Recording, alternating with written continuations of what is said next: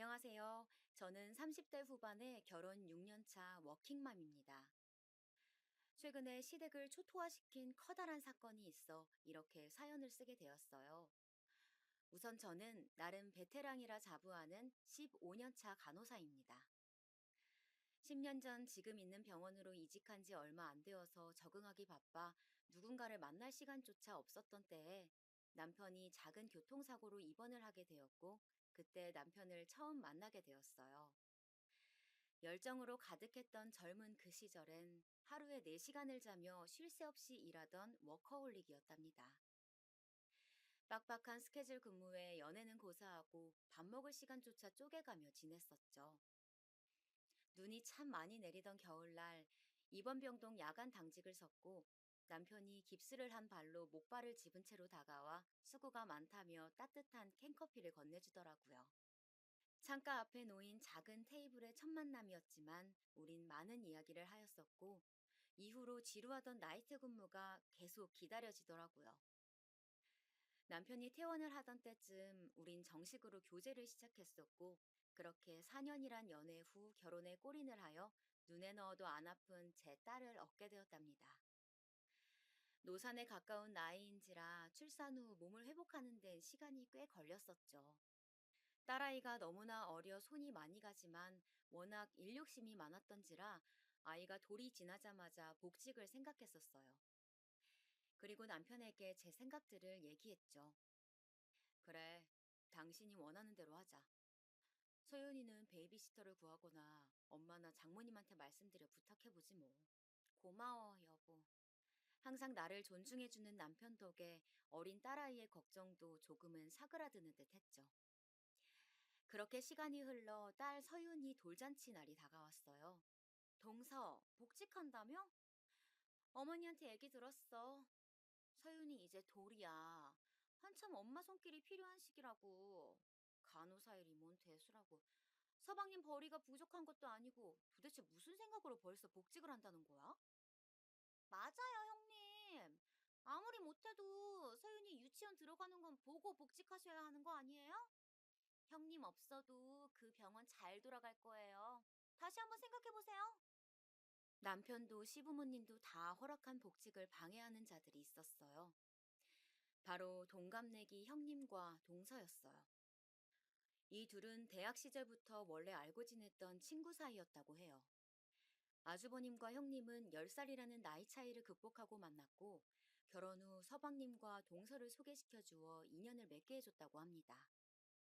현재도 같은 병원에 일하며 돈독한 우정을 보여주고 있어요.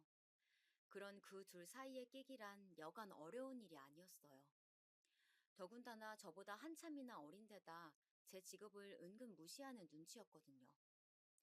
둘은 의사이긴 하지만 작은 개인 병원 페이닥터로 저처럼 월급을 받는 입장이었어요. 그럼에도 마치 의사와 간호사는 주인과 그 주인을 따르는 하인 마냥 간호사를 하대하는 모습을 종종 보여 눈살을 찌푸린 적이 한두 번이 아니랍니다.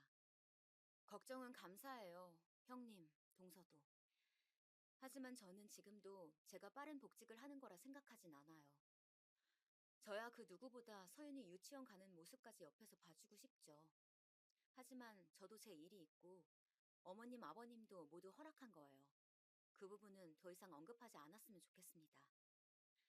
쓸데없는 오지랖에 비꼬는 듯한 둘의 말투까지 조금은 화가 났지만 최대한 참아가며 정중히 말했어요.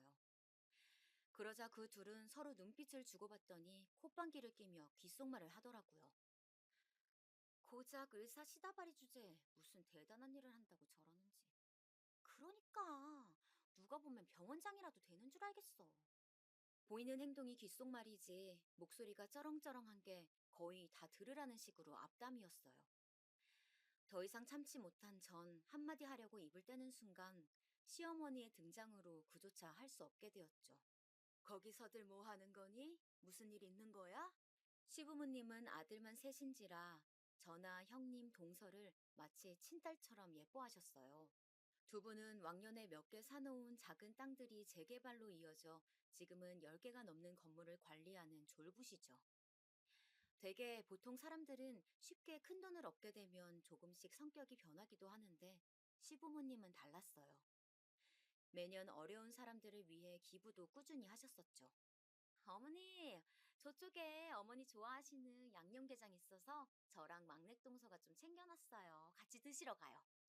맞아요. 큰형님이 보자마자 어머님 드린다고 챙기더라고요. 그리고 여우 같은 형님과 동서는 그런 시부모님에겐 저와는 너무나도 다른 이중적인 면모를 보여주었어요. 한 번은 서윤이가 태어나기 전 만삭의 몸으로 명절을 보낼 때였어요. 하필 형님은 그 명절에 오른손에 붕대를 감고 나타났고, 동서는 고열로 인해 몸져 누웠다며 오지도 않았죠. 결국 낑낑대며 혼자 전을 부쳤고, 옆에서 가만히 앉아 TV나 보던 형님은 어슬렁어슬렁 부엌으로 와 부쳐진 전을 간을 본다며 맛보더니, 어머, 동서! 동태전은 너무 비리고 동그랑땡은 너무 싱겁다. 깻잎전은 좀 짠 것 같은데. 오지전은 또 왜 이렇게 야채들이 제각각이야? 단무지는 길고 버섯은 짧고 먹기 너무 불편한데? 요리 솜씨도 이런데 간호 일은 잘하는 거 맞아? 이렇게 말하며 얄밉게 굴었었죠. 다행히 과일을 사놓고 온다며 장을 보고 뒤늦게 나타나신 어머님이 음식 준비를 도와주셨고, 어머님 눈치를 보던 형님도 한 손으로 조금씩 음식을 나르며 도와주는 척 하였었죠. 그때를 생각하면 말 한마디 제대로 대받아치지 못했던 제가 너무 후회스러워 아직도 우라통이 치밀어 올라요. 그로부터 며칠이 지나 시아버님의 생신을 앞두고 있었어요. 나가서 외식을 해야 할지 아니면 집에서 간단하게 식사하는 게 나을지 생각하던 찰나 형님에게 전화가 왔어요. 동서, 이번 아버님 생신말인데 그냥 집에서 간단하게 할까 하는데 어때? 네, 좋아요. 그럼 식사 준비는 어떻게 할까요? 나랑 막내 동서가 가서 준비할게. 동서는 육아에 일까지 한다고 바쁠 거 아냐. 정말 그래도 괜찮으시겠어요? 제가 뭐라도 도울게요. 아니야, 괜찮아. 나나 막내 동서가 돌볼 아이가 있는 것도 아니고 병원에 얘기해서 1시간 일찍 퇴근하고 가서 준비하면 돼. 감사해요, 형님. 웬일로 저를 신경 써주는 게 이상하단 느낌이 들긴 했지만 둘에게는 없는 아이가 저희 집에만 있으니 진심으로 배려를 해주는 거구나 생각했어요. 그게 큰 오산이라는 걸 늦지 않게 알 수 있었죠. 그렇게 아버님 생신날이 다가왔어요. 음식 준비는 도우지 못했으니 케이크라도 사가야지 하며 어른들도 드실 수 있을 만한 달지 않은 고구마 케이크를 하나 사들고 작은 선물과 함께 집으로 찾아가 벨을 누르는데 한참이 지나도 반응이 없었어요. 5분, 10분 시간이 흘러 남편이 결국 아버님에게 전화를 걸었어요. 아버지, 저희 집에 도착해서 계속 벨 눌렀는데 혹시 안 들리시는 거예요? 뭐, 집이라고? 우린 첫째가 밥 사준다고 해서 셋째랑 같이 나왔지. 첫째 아가, 너 둘째한테 얘기했다 하지 않았니? 당신 혹시 형수한테 얘기 들은 거 있어? 형네가 밥 사준다고 나가서 드시고 계신다는데? 뭐? 분명 나한텐 집에서 간단하게 하자고 했었어. 식사 준비는 형님하고 동서가 한다고 해서 일부러 케이크 사들고 온 건데. 너무 어이가 없어 기가 차더라고요. 씩씩대며 저희는 식사 중이라는 한식집으로 찾아갔어요. 예약자를 묻는 직원에게 형님 이름을 대니 창가 쪽 룸으로 데려갔고 똑똑 하는 노크 소리 이후 문을 여니 모두의 시선이 저와 남편에게 집중되었어요. 식탁을 보니 이미 식사가 마무리되어 가는 듯 보였죠. 저희를 보자마자 입을 뗀 건 형님이었어요. 어머, 동서! 원래는 집에서 하려고 했는데 도저히 나나 막내 동서가 시간을 뺄 수가 없어서 외식으로 바꾸자고 문자 남겼는데 못 받은 거야? 전 그 얘기를 듣자마자 바로 핸드폰을 확인해 보았지만 아무리 찾아봐도 문자 내역엔 형님에게 온 건들은 하나도 없었죠. 전 핸드폰을 들이밀면서 말했어요. 이것 보세요. 아무리 눈 씻고 찾아봐도 형님이 보낸 문자는 없다고요. 육아에 일까지 한다고 정신없어서 삭제한 거 아니야? 난 분명 문자 보냈어.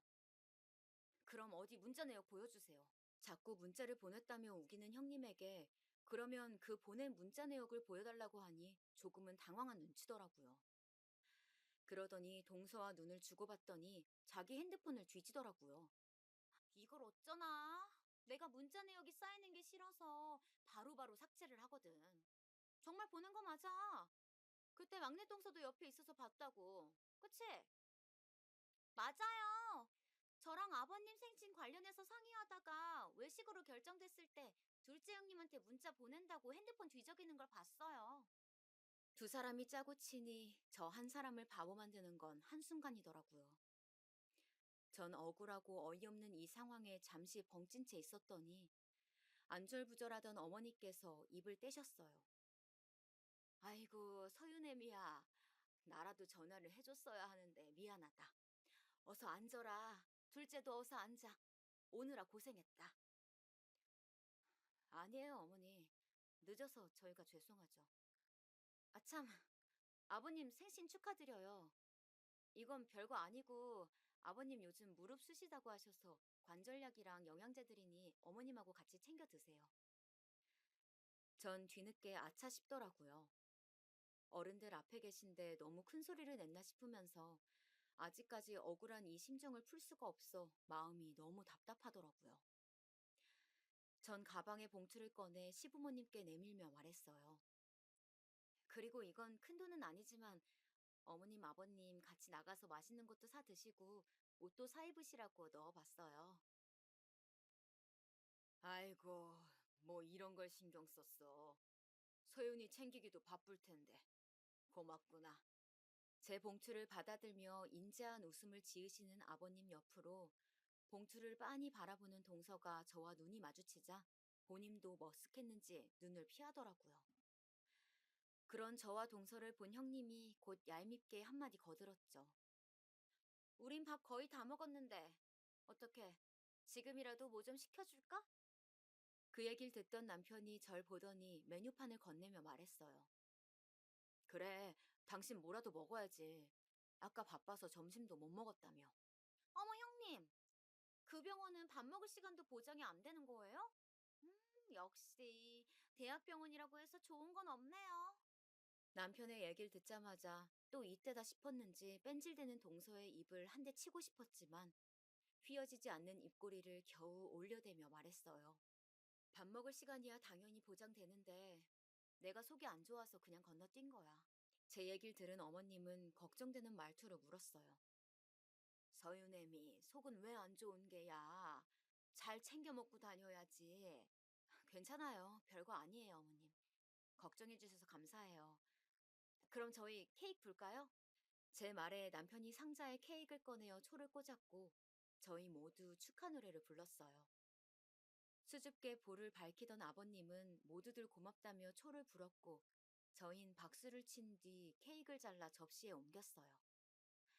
접시에 옮기는 건 제가 했는데 동서가 재빠르게 옮겨진 두 접시를 낚아채더니 시부모님에게 주면서 비아냥대며 얄미운 아량을 부리더라고요. 어머님, 아버님, 고구마 케이크 먹다 보면 좀 물려서 입맛에 맞을진 모르겠지만 맛있게 드세요. 그러자 시부모님은 저와 동서를 번갈아 보았고 곧 아버님이 인자한 웃음을 지으시며 말했어요. 고구마 케이크 달지 않아 우리가 먹기엔 제일이지. 잘 먹을게 둘째 아가. 고맙다. 나도 고구마 케이크를 제일 좋아한다. 잘 먹을게 아가. 뒤이어 어머님마저 좋게 말씀해 주시니 괜히 저의 어깨가 으쓱해지더라고요. 전 동서를 의기양양한 표정으로 쳐다보았고 동서는 저의 눈빛을 받았는지 저와 눈을 한번 마주치곤 곧바로 눈을 피하더라고요. 이제 와서 생각해보니 시부모님의 따뜻한 배려가 저를 더욱 힘나게 해주었다는 것을 다시 한번 느끼게 되네요. 그나저나 동서는 속이 왜 안 좋았던 거야? 지금 케이크도 잘 못 먹는 것 같네? 간호사란 사람이 본인 몸 하나 간수 못해서 다른 사람을 간호해줄 수야 있겠어? 아무리 간호사라고 해도 아침에 먹은 게 부대끼면 속이 좀 안 좋아질 수도 있고 고작 이런 문제로 다른 사람 간호하는 게 문제될 일은 전혀 없을 것 같은데요. 아침부터 뭐 얼마나 거하게 먹었길래 속이 부대껴? 이거 어머님, 아버님 영양제 드릴 게 아니라 동서야말로 유산균 좀 챙겨 먹어야겠네. 서연이 이유식한다고 만든 게 양이 많아서 남은 잔반 좀 같이 먹다 보니 그렇게 됐어요. 유산균은 꾸준히 챙겨 먹고 있고요. 걱정 감사해요, 형님. 제가 조금이라도 어깨 피고 있는 걸 보지 못하는 형님은 아까 전 했던 말들을 괜히 꺼내며 걱정하는 듯 비꼬아가며 묻기 시작했고, 전 질문에 지지 않고 받아치며 마지막 형님이라는 단어에 악센트를 조금 더 세게 말하니 그제서야 형님의 입이 다물어졌어요. 아 참, 그래 서윤이는 어떻게 하고 온 거니? 장모님이 봐주고 계세요.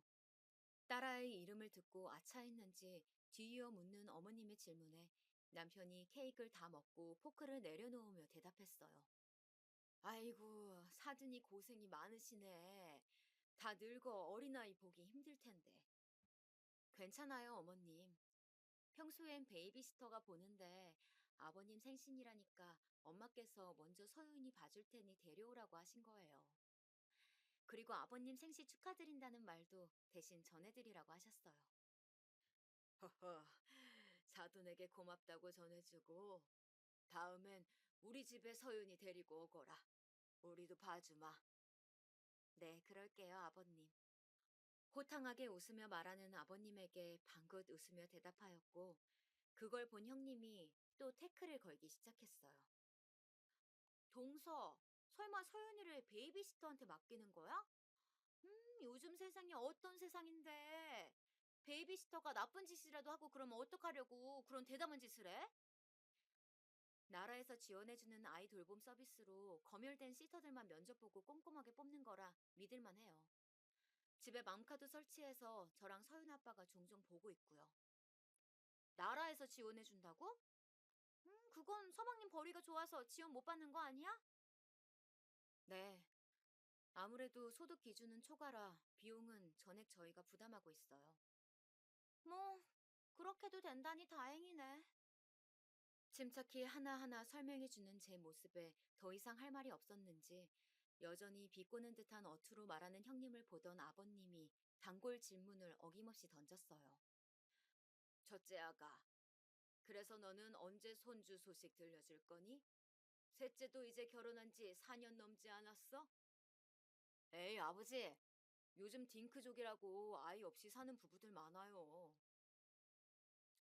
아버님의 허를 찌르는 질문에 입맛이 가셨는지 형님은 케이크 조금 남은 접시 위에 탁 소리나게 포크를 내려놓았고 그런 형님 태도에 눈치를 보던 아주버님이 급하게 대답했어요. 요즘 세상이고 뭐고 난 그런 거 모르겠고 아이가 있어야 비로소 가정이 이루어지는 게야.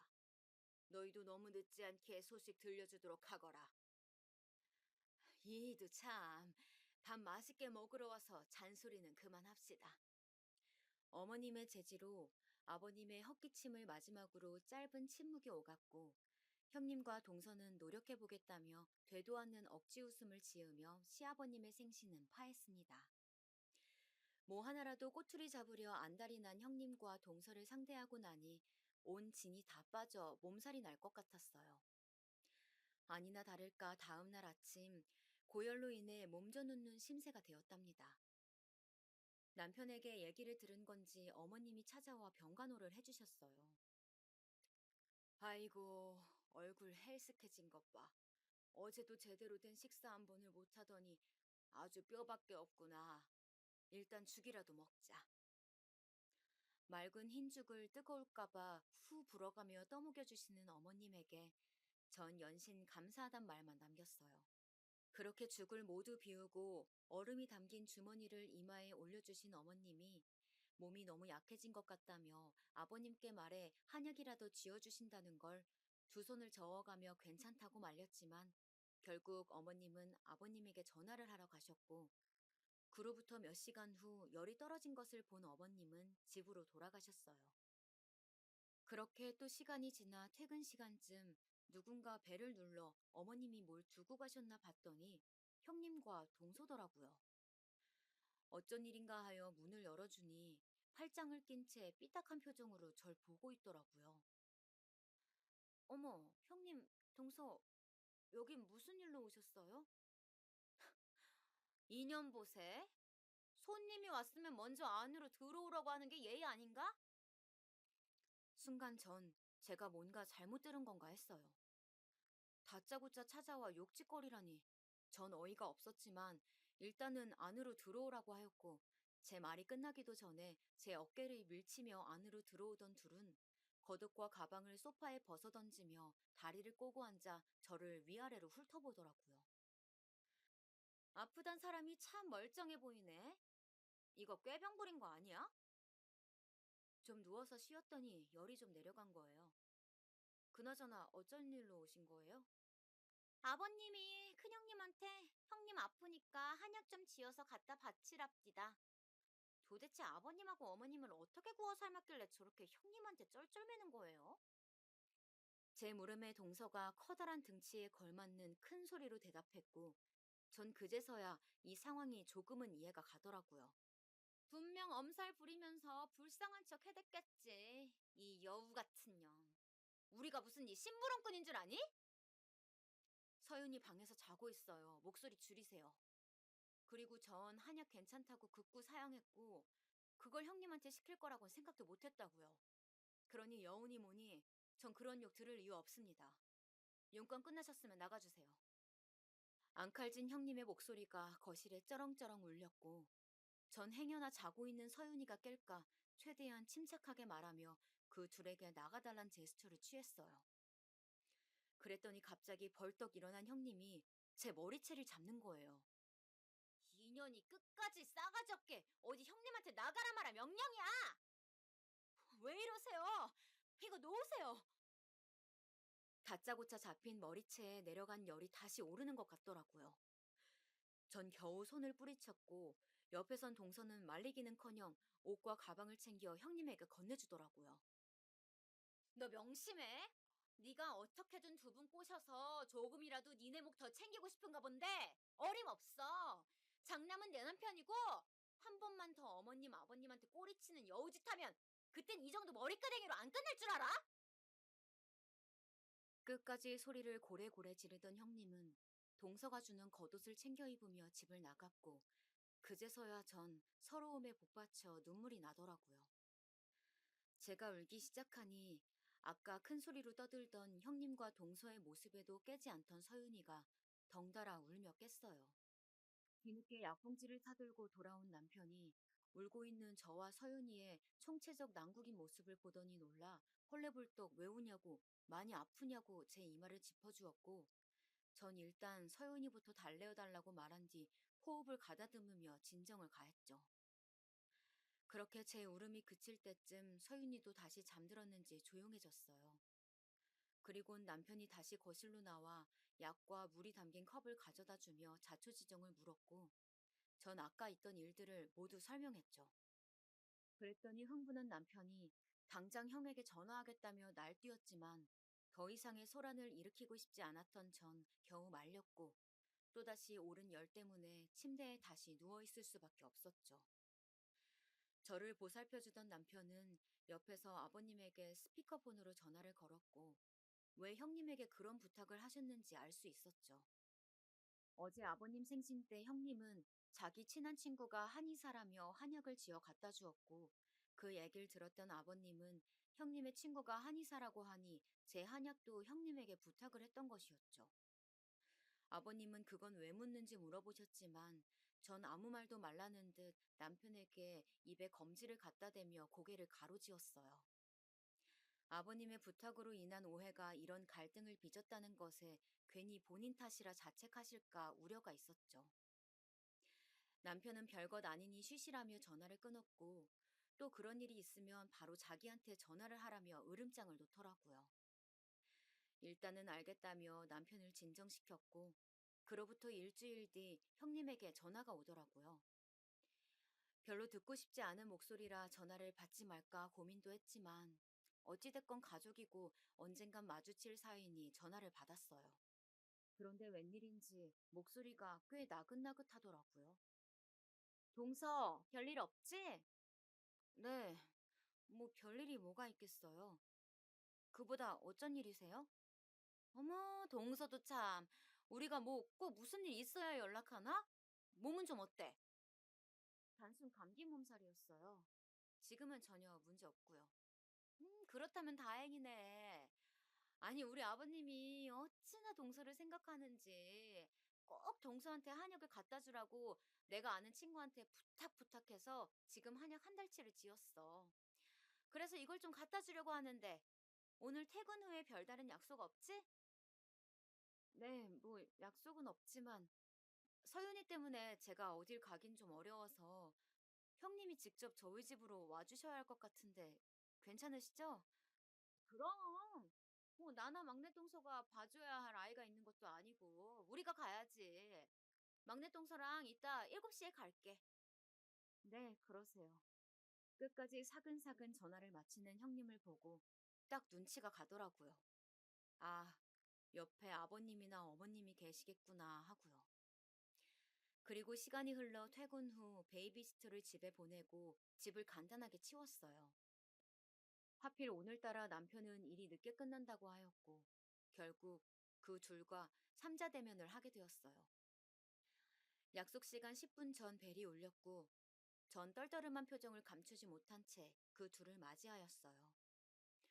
그들 또한 삐딱한 시선으로 저를 바라보며 한약 박스를 건네주었고, 전 고맙다는 말과 함께 박스를 받아 식탁 옆에 내려두었죠.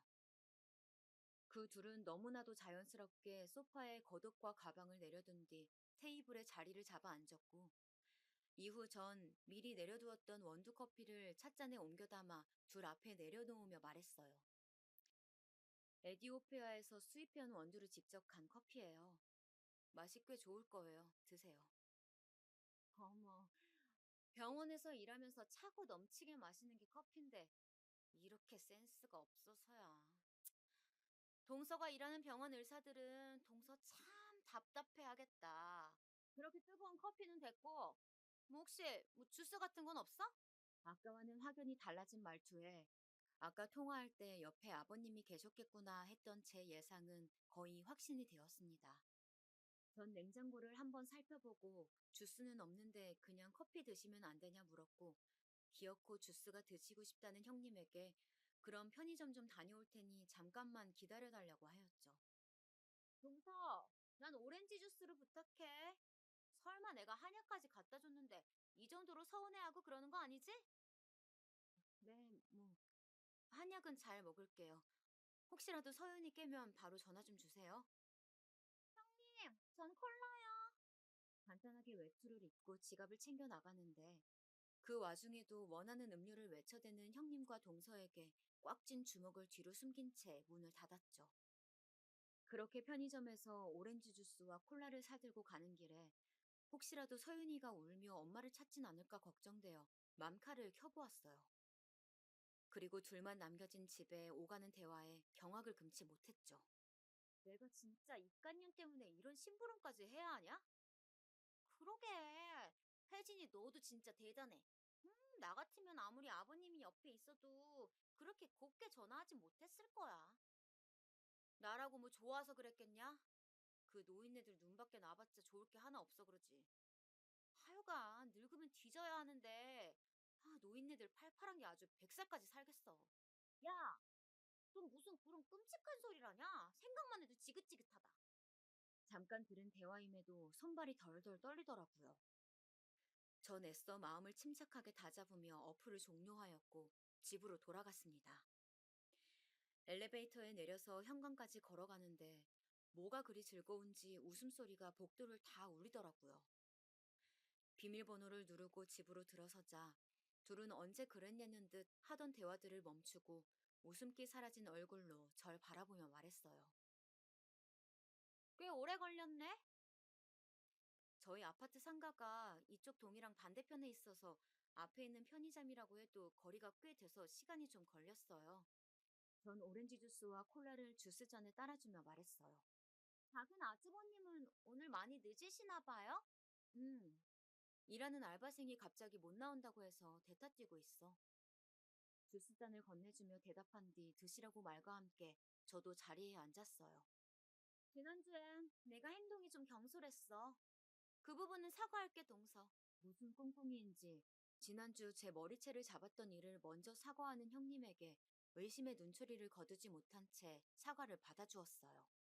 그런데 동서도 알다시피 우리 남편이나 막내동서 남편은 아버님 밑에서 건물 관리인으로 뭐 잡다한 이런저런 일 다 하는데 월에 얼마 받는 줄 알아?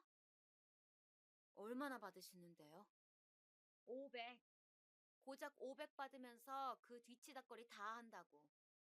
그런데 둘째 서방님은 본인 사업이라 쳐도 월에 못해도 1,000만 원은 거뜬히 벌잖아.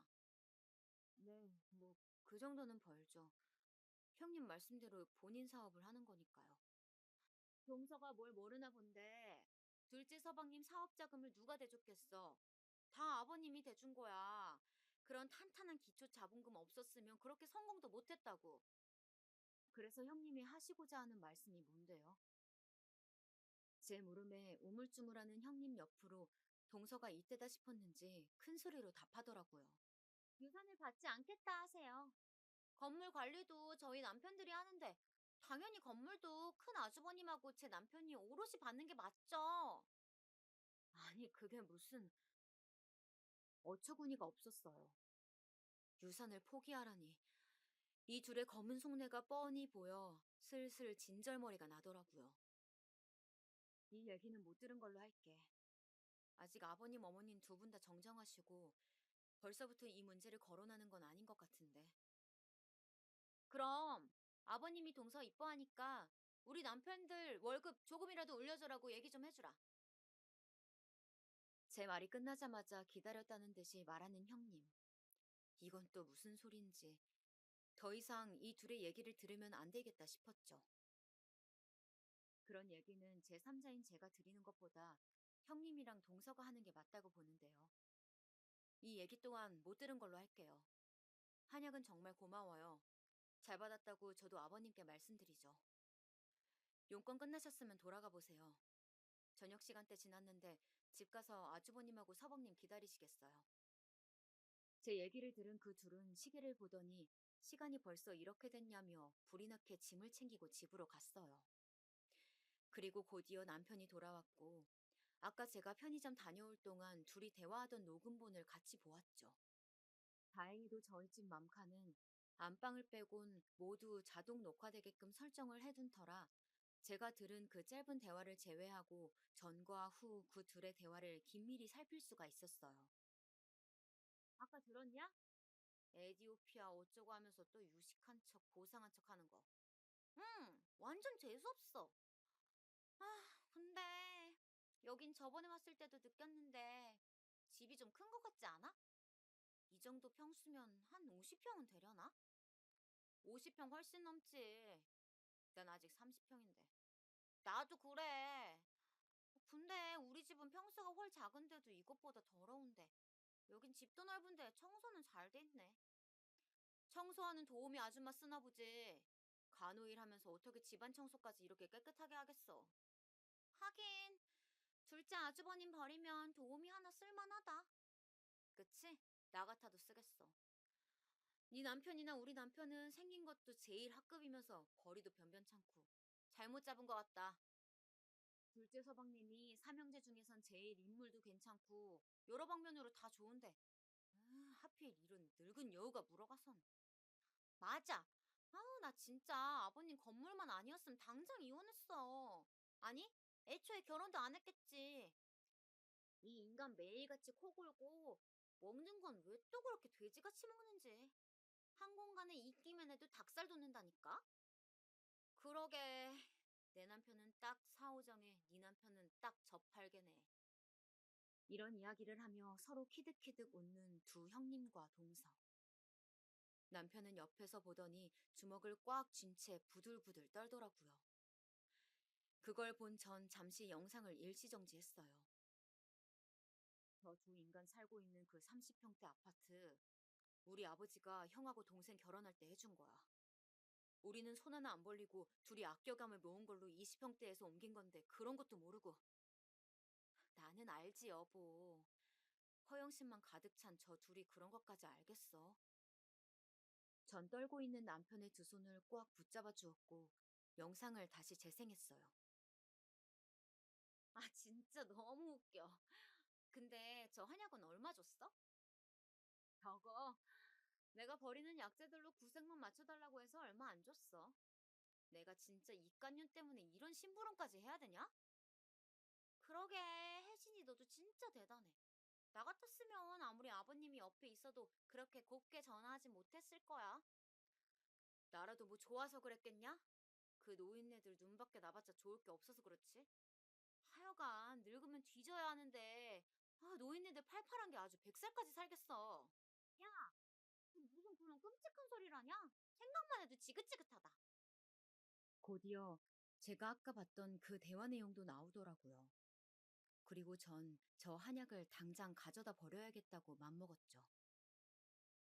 그나저나 저번에 내가 머리채 잡고 지랄한 거 혹시 노인네들한테 떠벌리진 않았겠지? 말했다면 진즉에 우리 불려가서 뭐라 했을 것 같은데 잠잠한 거 보니까 아직 안 한 것 같은데? 야, 우리 이따 얘 오면 제안 하나 할까? 제안? 무슨 제안? 유산 포기하라고. 그것도 안 되면 노인네들이 예뻐해주니까 네 남편하고 우리 남편 월급 좀 올려달라고 부탁 좀 해달라고 말해보는 거야. 전혀 안 들어줄 것 같은데. 당근 안 들어주지. 그냥 말만 던져보는 거야. 어떻게 반응하나. 까놓고 말해서 건물 관리는 네 남편이랑 우리 남편이 다 하는데 유산도 오롯이 받는 게 맞지. 둘 월급이라고 해봤자 서방님 한 달에 버는 것보다 한참 모자라는데. 그것도 맞지. 지는 돈 잘 버는 번듯한 남편도 있으면서 유산까지 똑같이 나눠받길 바라면 욕심이지. 고작 간호사인 주제. 의사인 우리 둘 앞에서 유식한 척 해대고 그깟 애 좀 있다고 유난해. 아휴. 그리고 노인네들 지금 시대가 어떤 시대인데 자꾸 애 타령하냐? 맞아. 진짜 그놈의 손주 타령 아주 지겨워 죽겠어. 지금 남편인지 돼지인지 모르는 이작자랑 같이 있기도 싫어서 각방 쓰는 마당에 손주는 무슨. 너네 아직도 각방 써? 음, 그러고 보니까 각방 쓴 지도 벌써 2년 다 돼가네. 막내 서방님은 가만히 있어? 퇴근까지만 해도 애교 부리면서 달라붙는데 피곤하다며 떼어놓고 있지. 이 집도 거의 1년째야. 너흰 뭐 그냥 거의 쇼윈도 부부네. 이제는 형님이라고 부르기 싫어진 이 여자의 마지막 말에 둘은 서로 뭐가 그리 즐거운지 하하호호 웃어대다가 곧 제가 등장하였고 비밀번호 눌리는 소리에 웃음기 싹 거친 얼굴로 저에게 했던 말 그대로 꽤 오래 걸렸네 하는 형님의 말을 뒤로 전 아는 내용이기에 욕실로 들어갔습니다. 씻고 나오니 허탈한 표정으로 가만히 핸드폰만 바라보던 남편은 곧 여자 볼 줄 모르는 바보 같은 형과 동생 때문에 제가 고생이라며 저한테 미안하다고 하더라고요. 저는 괜찮다며 남편을 토닥여 주었고 당장 시부모님께 이 영상을 보여주러 가겠다는 걸 조금만 참았다가 다음에 기회를 보고 다 같이 있을 때 말하자며 남편을 설득했어요. 물론 이 녹화 영상은 저장해 두었고 때가 되면 꼭 밝히리라 다짐하며 꽤 고단했던 하루를 마무리했어요. 그렇게 또 육아와 병원 일에 바쁜 나날들을 지내며 대학 동기들 모임이 있어 반가운 친구들을 오랜만에 만났어요. 맞다. 유진이 너 이번에 병원 옮겼다고 하지 않았어? 그중에서 제일 친하게 지냈던 유진이의 안부를 물었죠. 그러다 뜻밖의 소식을 들었어요. 음, 땡땡 피부과라고 역 바로 앞에 있는 곳이라 교통이 편하더라고. 어, 땡땡 피부과? 거기 우리 형님하고 동서가 페이닥터로 있는 곳인데? 알고 보니 유진이가 이직한 병원은 형님과 동서가 같이 일하는 피부과였더라고요. 뭐? 그럼 혹시 김혜진이랑 이정은 맞아? 맞아. 어떻게 얘기 듣자마자 바로 안 해? 그 둘 형님 동서 사이로 친한 거 병원 사람들 다 알거든. 그리고 여기 부원장은 고작 그렇게 둘 뿐이야. 여기 병원도 위치가 좋아서 장사가 잘 되는 거지. 실력은 새 원장들 다 영꽝이야. 그나저나 그 두 부원장이 너네 시댁 식구라니 대박이다. 그 둘 병원에서 굉장히 소문 안 좋아. 그리고 유진이를 통해 들은 얘기는 더욱 충격적이었습니다. 간호사들한테 지들 스타킹 심부름은 기본이고 여기 건물주가 자기 시부모라면서 곧 자기들이 여기 병원도 인수할 거라면서 벌써부터 큰 소리 치고 다니고 더 대박인 건 여기 병원 대표 원장이랑 네 형님이라는 김 부원장이랑 서로 불륜 저지르는 걸 목격한 사람이 한 줄이 아니라는 거야. 최근에는 둘이 무슨 거래처 접대한다면서 영수증 끊어온 것 중에 모텔도 있더라니까? 그리고 네 동서라는 이 부원장은 허구한 날 밥 먹을 때마다 지 남편을 그렇게 욕을 하며 툴툴댄다. 뭐? 좀 더 자세히 말해줄 수 있어? 내가 이 병원에 이직한 지 얼마 안 돼서 회식을 했어. 뭐 환영의 명목으로 시작한 회식이었는데 그 회식 자리에서 네 동서란 사람은 그때도 어김없이 자기 남편을 그렇게 흉보더라고. 그리고 네 형수는 그날 대표원장 옆자리에 앉아 있었거든? 내가 젓가락 떨어뜨려서 줍는다고 식탁 밑으로 들어가니까 서로 손을 잡고 있더라고. 그때 소문이 사실이란 걸 확신했지. 유진아, 혹시 그걸 증명할 수 있을 만한 걸 내가 받아볼 수 있을까? 이런 중요한 내용을 나만 알기도 뭐하고, 그렇다고 증거 없이 말하긴 리스크가 너무 커서 그런데 부탁 좀 해도 될까? 두 손 꼭 잡고 부탁하는 제 모습을 본 유진이는 흔쾌히 부탁을 들어주기로 하였고, 이 엄청난 내용을 전 집에 가자마자 남편에게 얘기했습니다. 그게 사실이면 얼른 형이나 진욱이한테 얘기해야지. 안 돼, 여보. 지금 말하면 괜한 불화만 일으킬 뿐이야. 우리 둘의 말뿐인 얘기를 아주버님하고 서방님이 과연 믿을까? 내가 유진이한테 부탁해 놓은 게 있으니까 조금만 기다려보자. 제대로 된 증거를 잡으면 그때 얘기하자. 제 얘기를 들은 남편은 당장 아주버님과 서방님께 전화를 하려 했고 전 겨우 말려 진정을 시켰죠. 그리고 일주일이란 시간이 지나 저에게 두 가지 소식이 전해졌어요. 하나는 친구 유진이에게서 온 소식이었어요. 증거를 잡았다는 연락이었죠. 때마침 병원에 도난 사건이 있어서 원 내에 CCTV를 돌려봐야 했고 그 안에 형님의 불륜 현장도 있었다는 거예요. 대표 원장실에서 부둥켜 끌어안으며 키스하는 형님과 대표 원장의 모습이었어요. 그 장면을 유진이가 사진으로 촬영한 후 핸드폰으로 넘겨주었고 전 듣기만 했던 형님의 불륜 장면을 바로 목격하니 뻔뻔하기 그지없는 이 둘의 모습에 소름이 다 돋더라고요. 그리고 남은 한 소식은 제가 간호생활 15년 만에 드디어 수간호사로 승진했다는 소식이에요. 제 사수이자 직장 상사였던 수간호사 언니가 늙은 어머니 복량을 위해 시골로 내려가야 해 관둘 수밖에 없었고 그 자리를 제가 대신하게 된 것이죠. 대학병원 치곤 비교적 빠르게 수간호사가 된 격이었어요. 저는 이 승진 소식을 제일 먼저 남편에게 알려주었고, 저보다도 더 기뻐해주며 퇴근길에 제가 좋아하는 케이크와 와인을 사올 테니 일을 마치자마자 집으로 늦지 않게 들어오라며 축하해 주었죠. 이후 친정집에 전화하여 소식을 말해 주었고, 친정 엄마는 곧 눈물을 흘리며 축하해 주셨어요. 아유, 고생 많았다. 고생 많았어. 정말 축하한다. 고마워요. 근데 엄마 지금 울어? 왜 울고 그래? 울긴 누가 울어. 엄마가 좋아서 그래. 너가 그동안 얼마나 많이 고생했는지 알아서. 처음 병원 실습한다고 나갔을 때 매일같이 울고 들어와서 엄마가 얼마나 마음이 안 좋았는데. 엄마는 언제적 얘기를 하고 그래요. 울먹이며 말하는 친정 엄마의 진심 어린 말에 저 또한 눈물이 날 것 같았죠. 부유한 시댁과는 다르게 저희 집은 지극히 평범한 집안이었어요. 일반 중견기업에 30년 넘게 종사하시며 자식들에게 손 벌리고 싶지 않다며 정년퇴임을 미루고 계시는 조금은 가부장적인 아버지와 이제는 텃밭에 자라는 작물들을 보며 즐거움을 느끼시는 가정주부이신 어머니.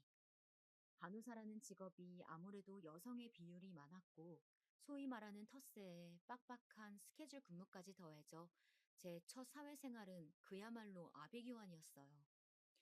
그럼에도 전 꿋꿋이 버텨냈고 무엇보다 이 일이 힘들긴 하여도 보람있고 재미있었어요. 그렇게 과거를 잠시 회상하게 했던 친정 엄마와의 전화를 끊고 시어머님에게 전화를 걸었어요.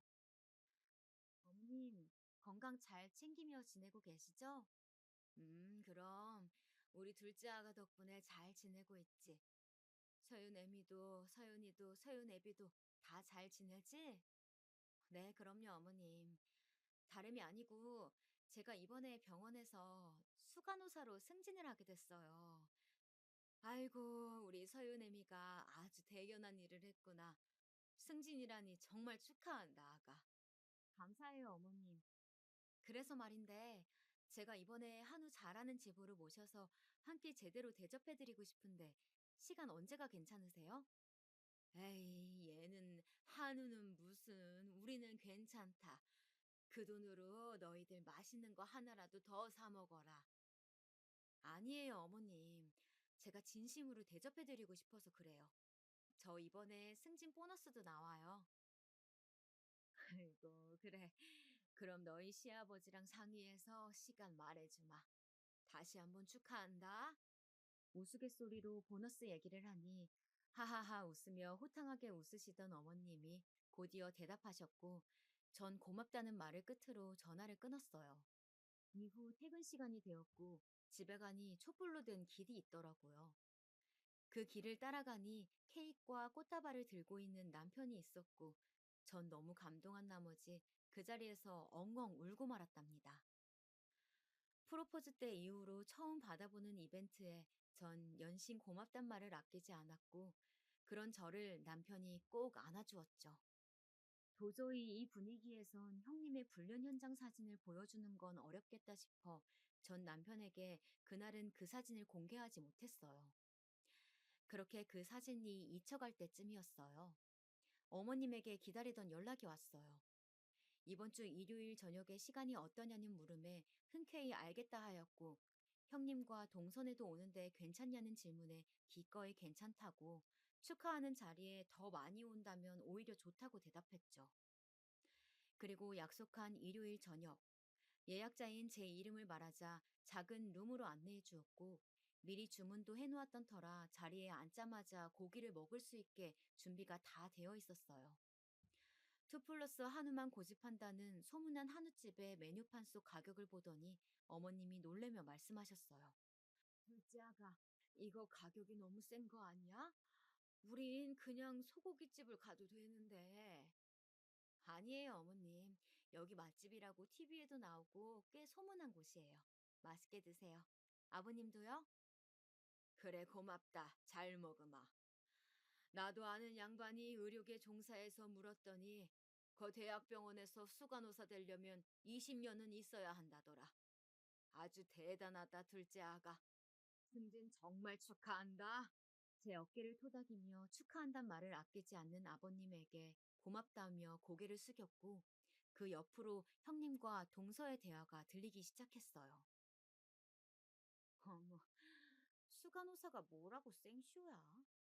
그러게요. 누가 보면 병원 개업이라도 한 줄 알겠어요. 그니까 의사 시다발이 중 대빵인 거잖아. 한유 중에 제일 가는 한유면 뭐해? 그래봤자 한유인데. 잠잠한가 했더니 역시나 비아냥거리며 저를 무시하는 형님과 동서였죠. 심지어 간호사를 한여와 같은 취급을 하면서 말이죠. 그 전이었다면 어른들 앞이니 참자. 그래 걔는 지져라 하면서 무시하고 넘겼을지 모를 일이지만 그 둘의 실체를 너무나도 많이 알게 된 지금은 그냥 넘어갈 수가 없더라고요. 형님, 그리고 동서, 저는 지금껏 두 분이 저를 그렇게 무시하시길래 얼마나 행실이 올바른가 했더니 오히려 개차반이던데요? 뭐? 무슨 헛소리야, 동서. 지금 말 다 했어? 그래요, 형님. 큰형님하고 제가 뭘 어쨌길래 개차반이라는 소리를 하세요? 아직까지도 뻔뻔하게 큰 소리를 내는 둘의 모습에 전 핸드폰을 꺼내들어 전에 맘카로 녹화해둔 영상을 틀어 보여주었어요. 어머님, 아버님, 축하해주시는 이 좋은 자리에 이런 소란을 끼쳐드려 죄송합니다만 이걸 다 듣고 보았음에도 모른 척하고 넘어갈 수가 없어서요. 응? 그게 뭔데 그래? 괜찮으니 틀어봐라. 제가 의미심장한 말을 남기며 핸드폰 영상을 들이밀자 궁금하셨던지 아버님이 대답해 주셨고 전 맘 굳게 다잡고 보시라는 말을 끝으로 동영상을 재생했어요. 그리고 영상이 나오자마자 형님과 동서는 사색이 된 채 영상이 재생되고 있음에도 저에게 소리치며 말했죠. 동서, 이게 무슨 개수작이야? 지금 우리 몰래 촬영한 거야? 몰래 촬영이라뇨, 형님. 맘카라고 서윤이 때문에 제가 집안에 설치해둔 게 있다고 아버님 생신 때 분명 말씀드렸는데요. 맘카인지 뭔지 그게 도대체 뭔데? 애도 없는데 우리가 그런 걸 어떻게 알겠어? 맘카는 집에 있는 CCTV 같은 거예요. 실시간 녹화되는 거고요. 본래 목적은 아이를 지켜보기 위함인데 이런 식으로 쓰일 줄은 저도 몰랐네요. 전 다른 분들이 혹여라도 놓치는 장면이 조금이라도 있을까 시끄럽게 소리치는 형님의 말에 대답하면서 영상을 잠시 정지했어요. 당신 조용히 못해? 재수씨, 어서 영상 마저 틀어보세요. 전 아주버님에게 고개를 끄덕이며 영상을 다시 재생하였고 어머님과 아버님은 본인들의 뒷담화가 나오자 허업하며 숨을 들이키신 후 아이고 아이고 하며 무릎을 치며 우셨어요. 아니야, 이거 아니야, 여보. 어머님, 아버님, 이거 아니에요. 이게 아니면 도대체 뭐가 맞는 건데? 각방 쓰자면서 나를 피할 때부터 알아봤어야 했는데 넌 나를 사랑한 게 아니야. 우리 집 돈을 사랑한 거였어. 그제서야 사태 파악이 된 건지 잠시 멍 때리던 동서는 뒤늦게 제 핸드폰을 빼앗으려고 하였지만 제 남편이 그걸 막아섰죠. 그리고 이어진 서방님의 말에 동서는 울며 용서해달라고 빌었고 서방님은 조용히 하라며 동서를 밀쳤어요.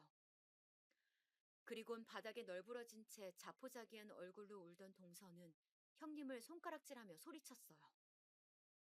이 일꾼인 거 다 인연이라고. 난 그냥 따랐을 뿐이야. 더 야근 건 바로 얘라고. 너 진짜 조용히 못해? 이후 서방님은 동서가 더 이상 말을 잇지 못하도록 입을 큰 손바닥으로 막았고 형님은 아주버님에게 계속 아니라며 자기가 함정에 빠졌다는 말만 되풀이했죠. 어느덧 영상은 형님과 동서가 저희 집을 나서는 것까지 모두 재생이 되었고 전 다시 핸드폰을 가져와 하나의 사진을 찾아 아주버님 앞으로 보여주었어요. 바로 형님의 불륜 현장이었죠. 아주버님은 떨리는 몸을 주체하지 못한 채 형님에게 따귀를 날리셨고 그렇게 제 승진 축하 자리는 풍비박산되었답니다. 자세한 얘기를 이후 남편에게 들어보니 형님과 동서는 결혼 전부터 건물주 아들인 걸 알고 계획적으로 아주버님과 서방님에게 접근하였고 유산을 건네받으면 본인들 이름으로 건물 몇 채 돌리고 이혼하려는 목적이었다고 해요. 꼬리가 길면 밟힌다는 말이 있죠. 형님과 동서의 선 넘은 욕심과 허영심은 본인들을 파멸의 길로 인도하는 헛된 것들이었죠. 그 이후로 형님과 동서는 위자료와 재산 분할 하나 없이 이혼당했다고 합니다. 형님과 동서 사이도 멀어질 대로 멀어져 이제는 서로 보기만 하면 물어뜯는 앙숙이 되었다고 해요. 그리고 불륜남녀로 소문나버린 대표 원장과 형님은 의사협회에서도 왕따를 당했고 병원도 문을 닫았다고 합니다. 그리고 전 이 소식을 들려준 유진이에게 전화를 걸었어요. 유진아, 나 때문에 실업자 돼서 어떡해? 미안하고 고맙네. 괜찮아. 그런 불륜이 난무하는 더러운 병원에선 나도 일하고 싶지 않았어. 그리고 나도 이참에 좀 쉬면서 애들 좀 보려고. 워킹맘 이거 여간 힘든 게 아니잖냐. 유진이의 마지막 말이 와닿더라고요. 대한민국에서 워킹맘으로 살아간다는 건 아직까지 꽤 힘든 일인 것 같습니다. 회사 눈치 보랴, 아이 눈치 보랴, 집안일 하랴. 이런 힘든 환경 속에서도 아이를 위해, 가정을 위해 일하시는 이 시대의 대한민국 워킹맘들 모두 힘내시고요. 이후로 저에겐 시댁에 스트레스 주던 둘이 사라져서인지 곧 평화가 찾아왔어요. 모든 일이 밝혀지던 그 일이 있고 이후 며칠이 지나 둘째 임신 소식을 들었고 이 소식은 모두에게 지금까지 일들을 씻어줄 만한 힘을 가져다 주었답니다. 남편은 물론이고 시어머님은 그런 저를 얼싸안은 채 고맙다고 우셨고 시아버님도 저의 어깨를 두드리며 둘째 아가가 우리 집의 복덩이라며 축하한다고 고맙다고 말을 아끼지 않으셨어요. 혹시라도 이 일로 저를 원망하진 않을까 걱정도 되었던 아주버님과 서방님은 되려 저에게 그런 사기 결혼을 더 늦지 않게 멈출 수 있도록 도와주어서 고맙다 하셨고, 저도 괜한 걱정을 하였다는 걸 뒤늦게 깨달았답니다. 그렇게 시댁도 조금씩 웃음을 되찾아갔답니다.